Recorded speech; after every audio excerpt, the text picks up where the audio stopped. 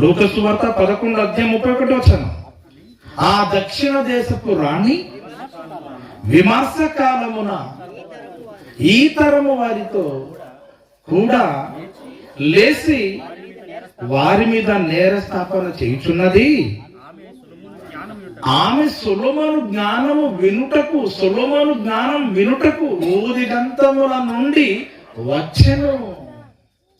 ప్రియులారా, సొలొమోను దగ్గర జ్ఞానం వినడానికి, సొలొమోను దగ్గర జ్ఞానం నేర్చుకోవడానికి సేబా దేశపు రాణిటండి బోధిగంతముల నుండి వచ్చిందటండి.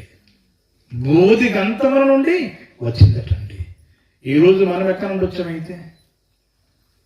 మనం ఎక్కడి నుండి వచ్చాం చెప్పండి? ఊర్లో జరుగుతుంది కనుక ఊరు దగ్గర నుండి వచ్చాం, మనం ఇంటి దగ్గర నుండి వచ్చాం, లేక పక్క ఊరు నుంచి వచ్చాం. రండి, దూరం నుండి ఎవరిని వచ్చారున్నారా? ఎవరారండి? సదుపాయాలు కావాలి, వాళ్ళకి అనుకూలం ఉండాలి, సమయం ఉండాలి. కనుక ప్రియులారా, అంత దూరం నుండి వచ్చిందండి. ఎంత దూరము అంటే సొలొమోను గారు ఆసియా ఖండంలో ఉన్నాడు. సొలొమోను గారు ఏ ఖండంలో ఉన్నారు చెప్పండి?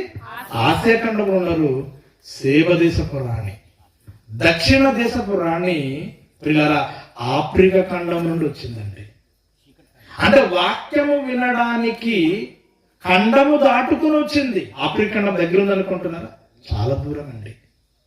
ఎన్ని మైలు దూరం అంటే 1500 మైలు దూరం నుండి వచ్చిందటండి. 1500 మైళ్ళు అంటే ఎన్ని కిలోమీటర్లు అన్నమాట? 2400 కిలోమీటర్ దూరం నుండి ప్రయాణం చేసి వచ్చిందండి. ఫ్లైట్ మీద కాదండి. ఆ కాలంలో ట్రైన్లు కానీ, కార్లు కానీ, ఫ్లైట్లు కానీ లేవండి.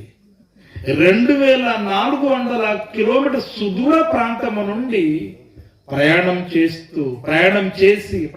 చేసి ఆసియా ఖండములో యెరూషలేములో ప్రియులారా సొలొమోను దగ్గర జ్ఞానం నేర్చుకోవడానికి వచ్చింది. ఎందుకంటే జ్ఞానం ఎక్కడ ఉంది చెప్పండి? సొలొమోను దగ్గర ఉంది. దేవుడు సొలొమోను జ్ఞానం ఇచ్చాడు. అందుకే కొన్ని 100,000 కిలోమీటర్ ప్రయాణం చేసి సుదూర ప్రాంతం నుండి సొలొమోను దగ్గర జ్ఞానం నేర్చుకోవడానికి